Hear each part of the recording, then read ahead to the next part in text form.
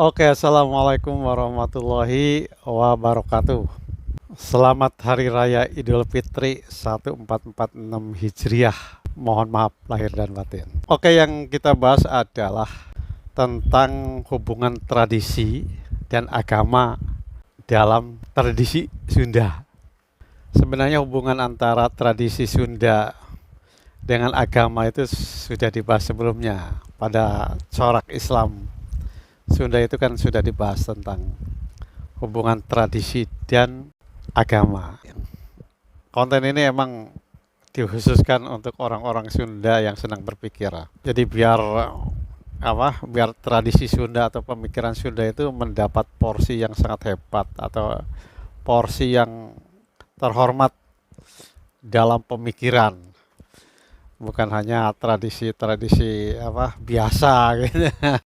Yang sudah banyak dibahas itu kan tradisi-tradisi menurut pemahaman. Ini kita kaji secara intelektual, secara ilmu lah, biar terhormat. Karena emang tradisi Sunda itu hebat. Cuma tidak ada yang membahasnya secara intelektual. Karena kebanyakan konten-konten Sunda sekarang itu kan kebanyakan tahayul. Gak tahu itu konsepnya tahayul dari mana. Saya juga tidak terlalu mengerti itu kenapa di Sunda itu banyak yang berbicara tentang tahayul yang tidak berdasar. Karena dalam Sunda sendiri itu sebenarnya menjunjung tinggi rasionalisme yang akan dibahas dalam penjelasan konten ini. Jadi kembali lagi ke judul awal, jadi hubungan tradisi dengan agama itu kan sudah diungkapkan dalam suatu ungkapan buhun disuhun sara dibawa. Buhun itu tradisi intelektual nenek moyang. Buhun itu makanya disuhun itu dijunjung tinggi.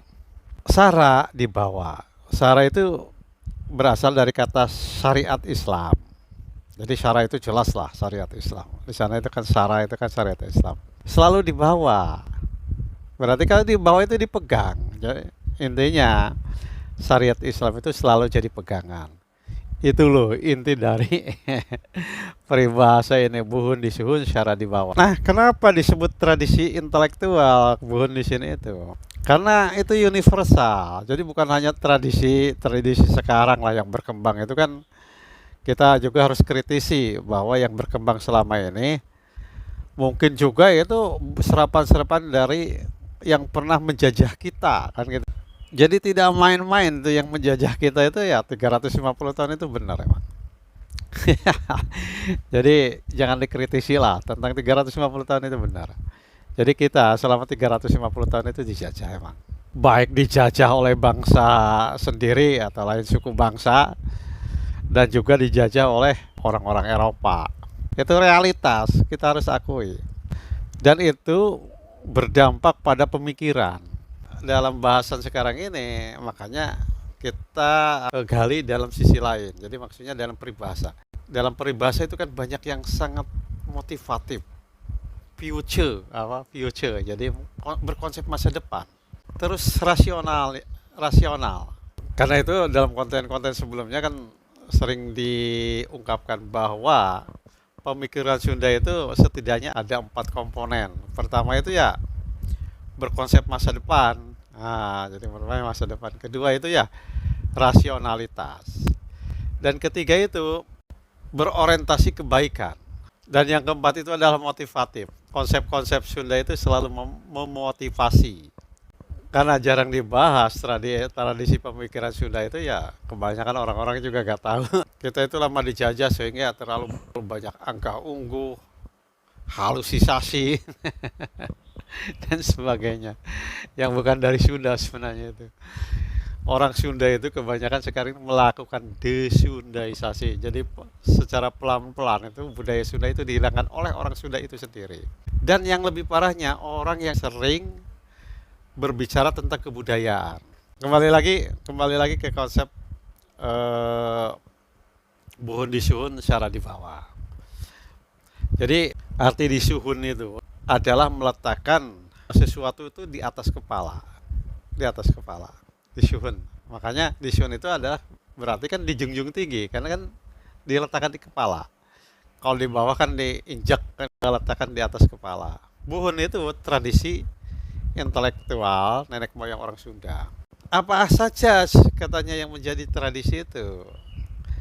Di samping berorientasi kebaikan, ada prinsip-prinsip tradisionalistik Sunda itu yang menjadi patokan atau semacam pokok bahasan lah, atau semacam doktrin-doktrin yang harus kita ketahui. Yang pertama itu adalah konsep potensi diri.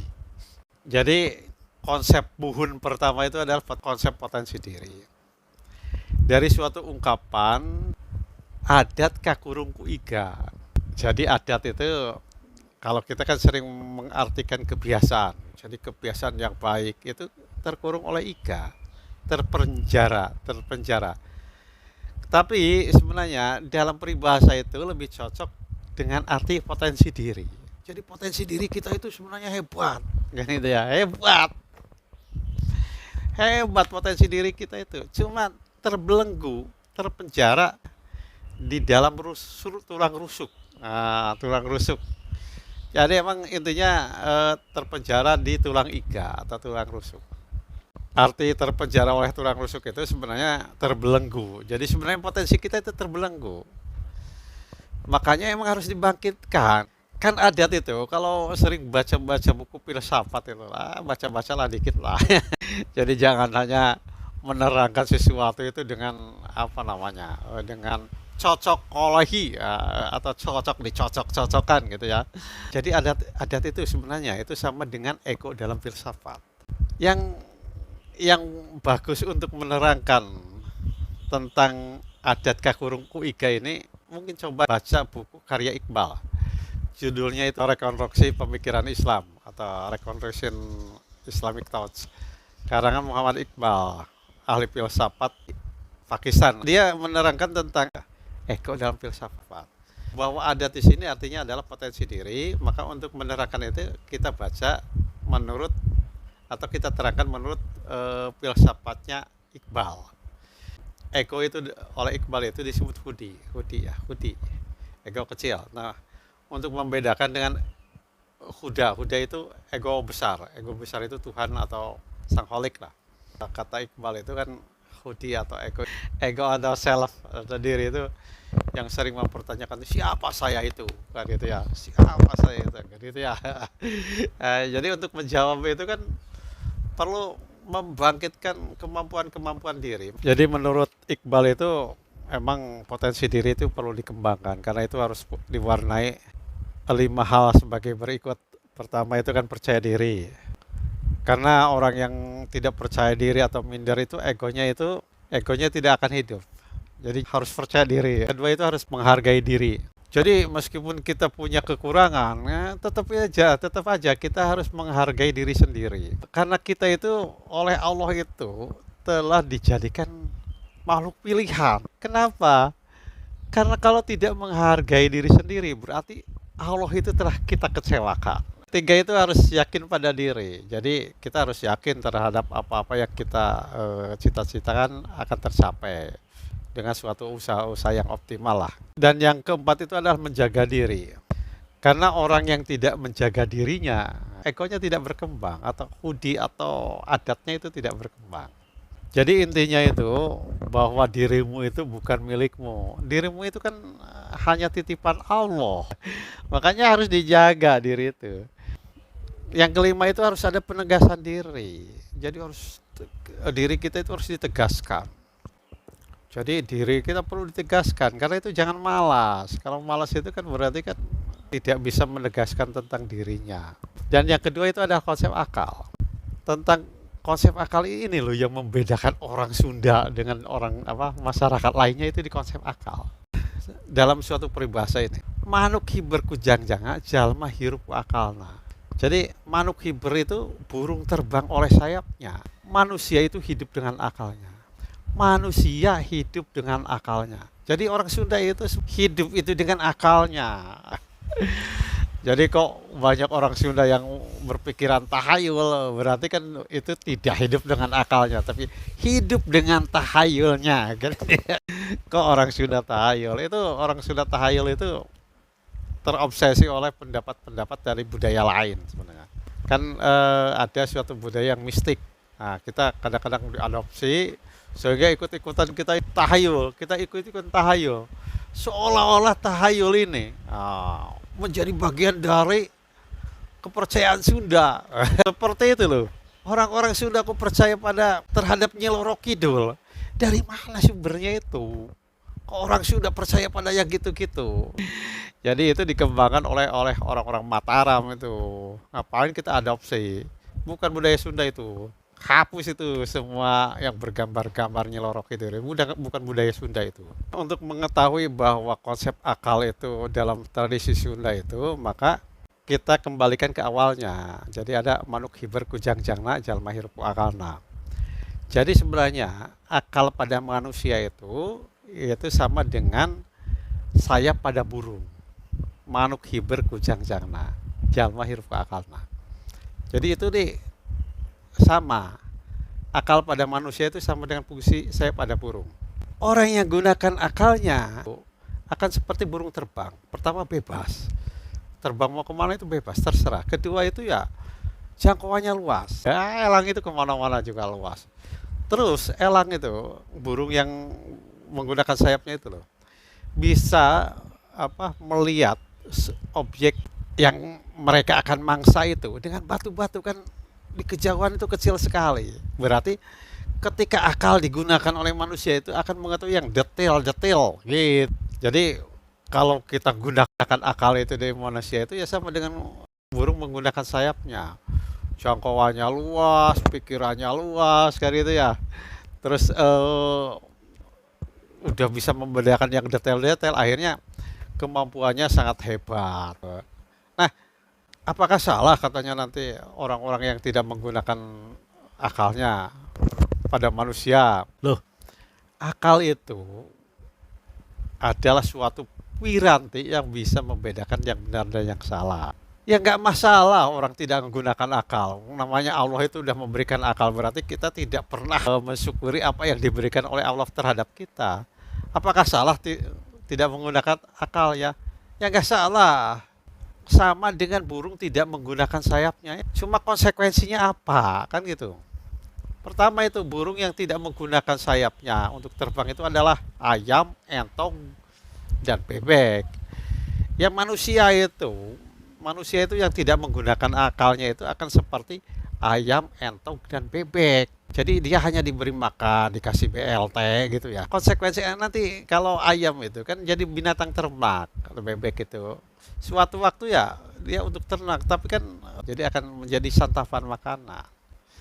Jadi konsekuensinya kalau akal pada manusia tidak digunakan ya kan seperti bebek. Pertama itu jangkauannya nggak terlalu jauh, terus hanya diberi makan kan gitu ya. Tapi kan konsekuensinya akan menjadi santapan makanan. Kaum-kaum tradisi itu sering mengecam akal itu.